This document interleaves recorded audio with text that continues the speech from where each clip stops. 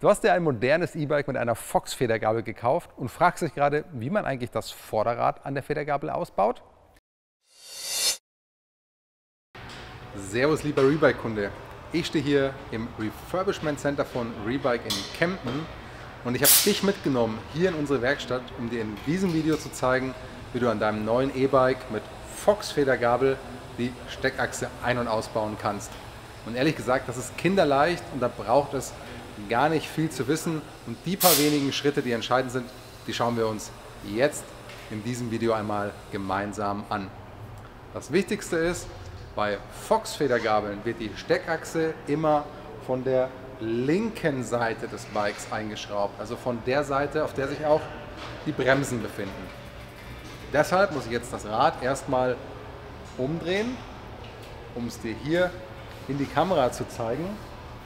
Wir haben jetzt auch bei Fox, ähnlich wie bei RockShox, zwei Typen an Steckachsen. Nämlich einmal Steckachsen, die einen Schnellspannhebel haben. Die kann ich ohne Werkzeug verbauen. Es gibt aber auch bei Fox Steckachsen, für die brauche ich einen Inbusschlüssel. An dem Orbea Rise, das hier hinter mir im Montageständer hängt, ist glücklicherweise eine Fox-Federgabel mit Schnellspannachse verbaut. Das ist praktisch, weil wir da eben kein Werkzeug brauchen. Der Schnellspannhebel dient mir auch als Hebel, um die Achse zu lösen bzw. dann beim Einbau festzuschrauben. Dafür muss ich den Hebel aber erstmal aufmachen. Und der sitzt jetzt hier relativ stramm. Jetzt klappe ich den Hebel auf und die Achse, die hat ein Rechtsgewinde. Rechtsgewinde bedeutet, dass ich die Achse im Uhrzeigersinn festschraube und gegen den Uhrzeigersinn löse. Das Vordere ist verbaut, die Achse ist fest, also drehe ich jetzt gegen den Uhrzeigersinn, um die Achse auszubauen. Genau, und das ist kinderleicht, wie man sieht. Und dann kann ich die Achse einfach herausziehen und das Vorderrad rausnehmen. Wie gesagt, das Gewinde ist bei Fox auf der rechten Seite. Ich muss es so rumhalten, genau. Wir gehen immer von der Fahrtrichtung aus. Rechte Seite ist das Gewinde. Das ist die Seite, auf der mein Antrieb ist. Linke Seite ist der Schnellspannhebel. Das ist die Seite, auf der die Bremsen sind. Und das heißt, beim Einbauen des Vorderrades in die Gabel stecke ich das Vorderrad in die Gabel rein. Gebe hier ein bisschen Obacht, dass die Bremsscheibe ganz geschmeidig in den Bremssattel hineingleitet, also dass die Bremsscheibe hier nicht verkantet. So. Und dann stecke ich die Achse von der linken Seite in das Vorderrad hinein, durch die Gabel, durch die Narbe, und ohne dass ich es jetzt festgeschraubt habe, hält jetzt das Vorderrad schon in der Gabel. Jetzt muss ich es aber noch festschrauben. Dazu gehe ich auf diese Seite und drehe jetzt im Uhrzeigersinn die Steckachse fest. Und wenn die Achse richtig eingestellt ist, dann sollte jetzt beim Klemmen über den Hebel der Hebel nach oben schauen. Er sollte parallel zum Gabelcasting, also diesen Teil der Gabel, ausgerichtet sein. Und jetzt muss ich ihn festdrücken. So, er ist jetzt parallel hier ausgerichtet und genau so ist er auch richtig und genau so hat er jetzt die entsprechende Klemmkraft, die Spannkraft, um die Achse bzw. das Vorderrad fest in der Gabel zu halten. So, was passiert oder was ist, wenn die Klemmung eben hier zu viel oder keine Kraft hat und der Hebel komplett falsch stehen würde? Es würde technisch nichts ausmachen. Wichtig ist nur, dass ich eben hier diese spürbare Klemmkraft erreiche beim Schließen des Hebels.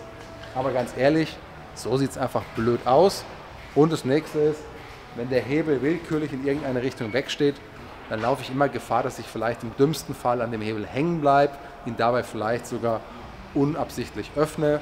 Und um dem vorzubeugen, empfehle ich immer, den Hebel entsprechend dem Gabelcasting nach oben auszurichten.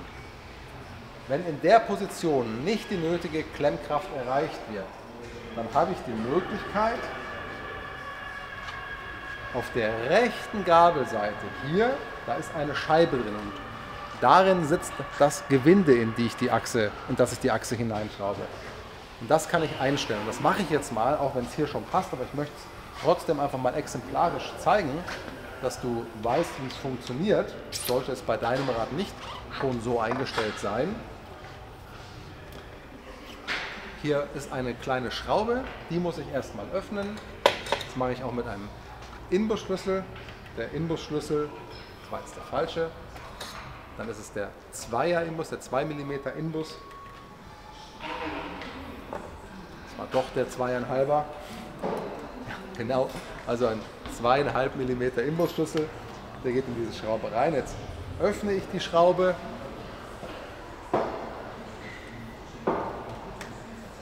Und wenn ich die Schraube geöffnet habe,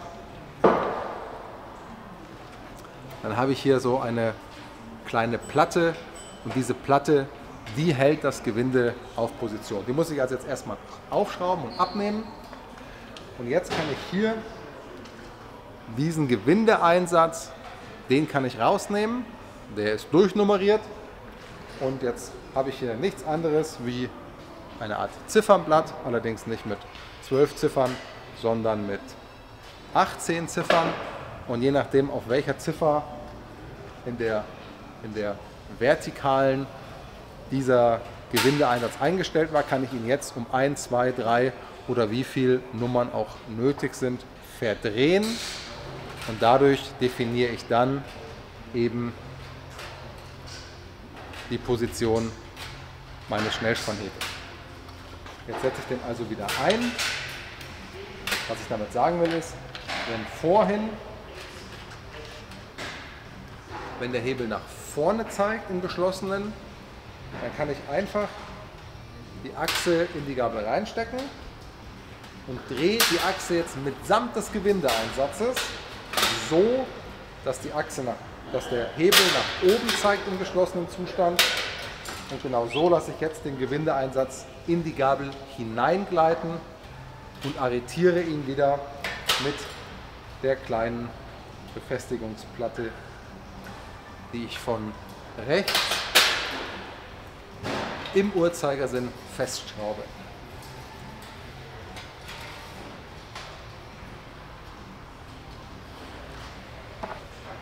So, und wenn ich das Vorderrad jetzt wieder einsetze und dann die Achse in die Gabel einführe, um sie fest zu verschrauben, dann sollte die Klemmkraft jetzt genau an dem Punkt entstehen, an dem der Schnellspannhebel dann nach oben zeigt. Ja, und genau so ist es auch. Jetzt haben wir hier die ideale Klemmkraft.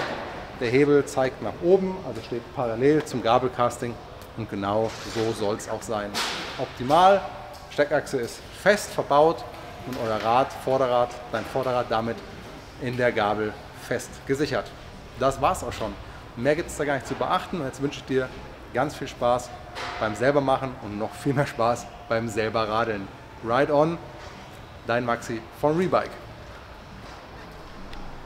Wenn E-Bike, dann Rebike.